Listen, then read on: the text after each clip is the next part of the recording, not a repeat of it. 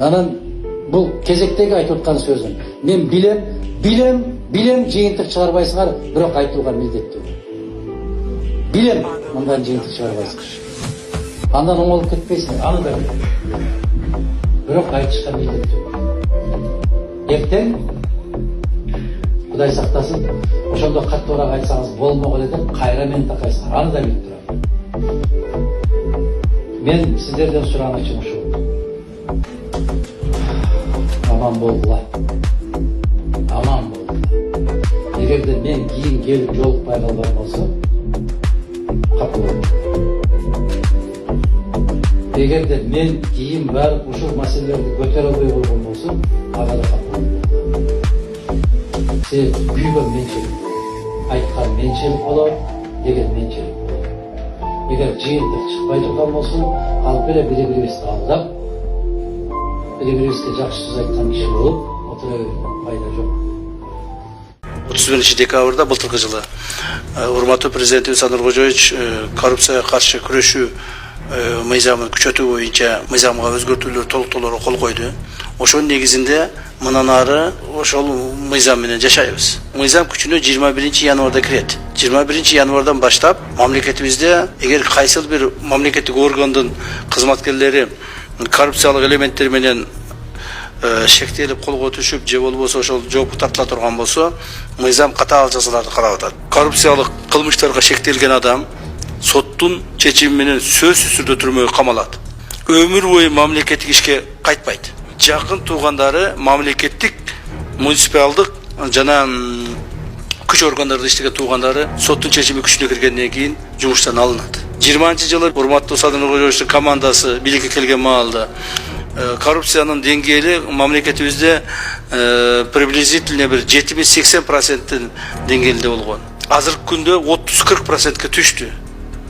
Биз ушул деңгээлди 5-10%ке чейин түшүрүшүбүз керек. Ошондуктан мен сиздерден дагы бир жолу суранып кетемин. Эч кимиңер бир ушул мыйзам негизинде бир жабыр тартып калбасаңар керек экен деп силерден өтүнөм дагы, анан Кудайдан тилеймин. Ошон үчүн этият болуңуздар, урматтуу жетекчилер. Сизге дагы 3-үнчү жолу сурай беремби кайра? Мен сизге кыргызча сурай берип атам. Учурда коомчулукта жардам менен Хамза Аслан Байканга акча чогултулуп жатат. Ушул чогултулган акча боюнча балдар дарыны кайсы жерден алып туруп, уколду кайсы жерден алат деп атам. Тиги чет өлкөгө барабы, же уколду алып келип бере саябы деп эмнени айландыруудасыз кайра? Урматтуу депутаттар, мен жооп берсем болотпу, уруксатпы ушул суроого? Мен жооп бериңиз. Нышанбаев Мирбек, дары каттоо бөлүмүнүн башчысымын департаментте. Относительно лекарственного... Досум, сен Ембанк номерин айтып өтүп кетсең башында да? 51 менен 19-14 Алимов Дастанбек А деп чыгат. Урматтуу бир туугандар, азыркы учурда Ош областына караштуу Раван районунда ушул Дастанбек деген досубуз сколиоз оорусунун 4-степени менен ооруп калыптыр. Ушул чет жакка барып операциясы үчүн $45,000 керек экен. 100 000 деген миллиондогон адамдар көрөсүздөр. Ушул жигитке кайдыгер карабастан өзүнүн эм банкына перевод кылып кетсеңиздер, аябай жакшы болот эле. Ушул жигит дагы операция болот эле туугандар. Алланын ыраазычылыгы үчүн. Assalamu алейкум. Мен бул оору менен балалык кезден бери ооруп келем. Болуп эми аракет кылып баштадым буюрса. Түндө жатканымда артыларым ошо позвоночник ийилген жерлер батат, анан чалка жатып калганда ошондой болуп ооруп калат. Анан санчка туруп ал жериме бер жериме, анан жан баштап жатсам ошо алдымдагы сөөгүм кайрадан алдына чыгып дем алышым кыйындатат да.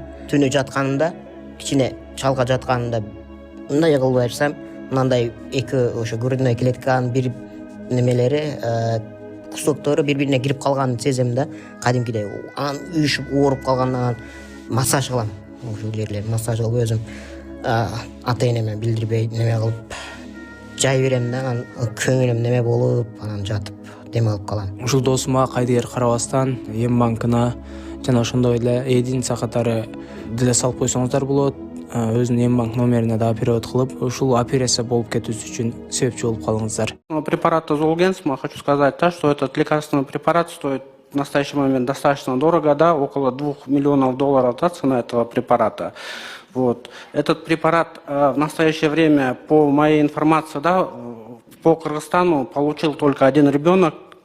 Вот. И эффективность этого препарата в настоящий момент, да, составляет всего, то есть эффект у этого препарата наблюдается только у детей максимально до 2 лет и весом менее 13 килограммов.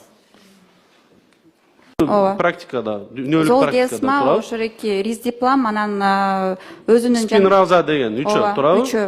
Ошонун эң арзаны кайсы мисалы үчүн? Бирок Эң арзаны анан эффективди көрсөткөн ошо риздиплам запатентованный дары каражаты Швейцариядан чыгат. Бул дары каражаттын бир флакону Суммасы канча? $5000 турат бир флакону.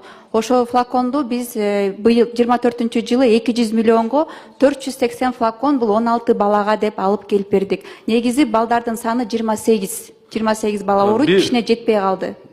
курс ошондо канча флакон алат бир бала? Аны Курс лечениясы. врачтар аныктап бериш керек канча кетет экенин. Ошо 240 флакон 8 балага эле кетет экен. 240 флакон 8 балага. Биз 480 флакон алып келип бердик 16 балага. А баланын саны 28 экен. Протоколду так билбейсиз.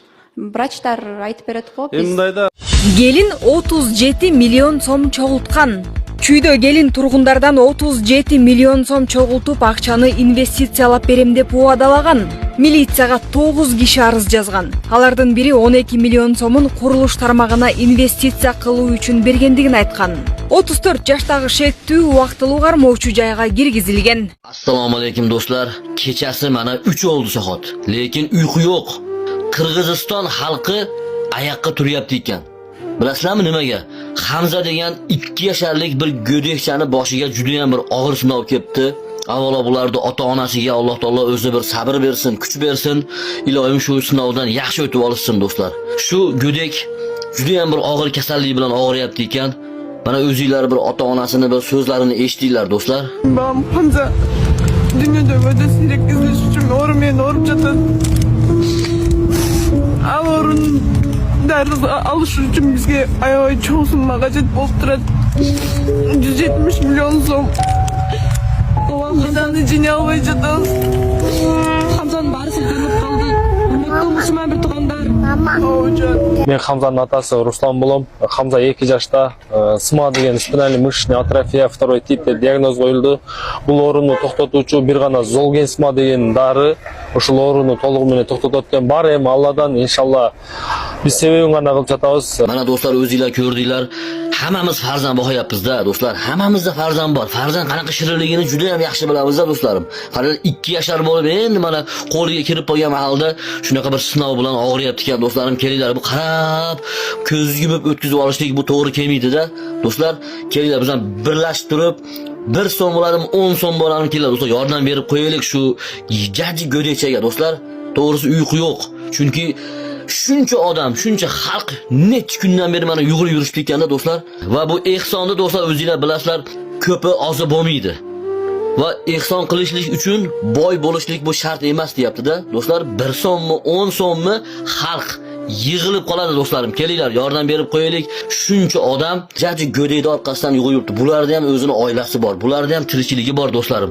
Lekin bular ishlarini tashab, shu ro'zani kunlarida, ulg'ayim kunlarida ehson qilaylik, hissamiz tegib qolsin deb mana yaxshilik qilishib yurishdi-da.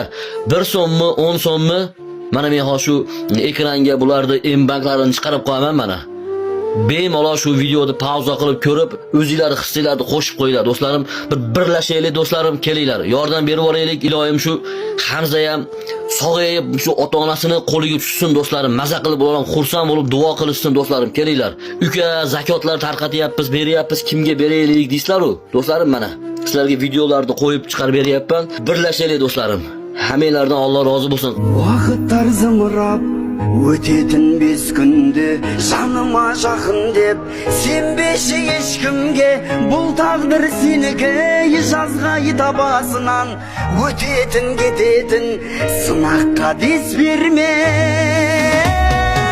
тұрсаңшы бұл енді қарама жан жаққа мықтылар жетеді байлық пен мән